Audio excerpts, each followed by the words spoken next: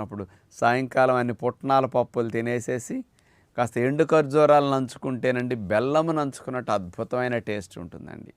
ఈ రెండిటిని కాంబినేషన్లో కనుక నమిలి తింటే, లేదా ఆర్గానిక్ బెల్లం చిన్న ముక్క పెట్టుకుని పుట్నాల పప్పు తినండి, ఎంత ఈజీగా పిల్లలైనా తినేస్తారు.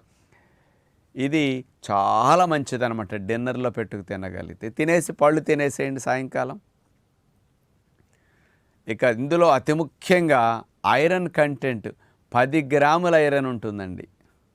అందుకని గర్భవతులకి ఇది చాలా చాలా మంచిదని చెప్పొచ్చు. ఇందులో ఈ పుట్నాల పప్పు తీసుకుంటే కూడా ప్రోబయోటిక్గా బాగా ఉపయోగపడుతుందని సైంటిఫిక్గా ఉందన్నమాట. అంటే ప్రేగుల్లో హెల్ప్ఫుల్ బ్యాక్టీరియా బాగా పెంచడానికి ఇది అద్భుతంగా ఉపయోగపడుతుందని ఉంది. కాబట్టి అందరికీ బలంతో పాటు రక్తం తయారవటానికి ఐరన్ కంటెంట్ పుష్కలంగా లభిస్తుంది. ఇతర వాటిలో ఇట్లా ఉండదు. ఐరన్ చాలా చాలా మంచి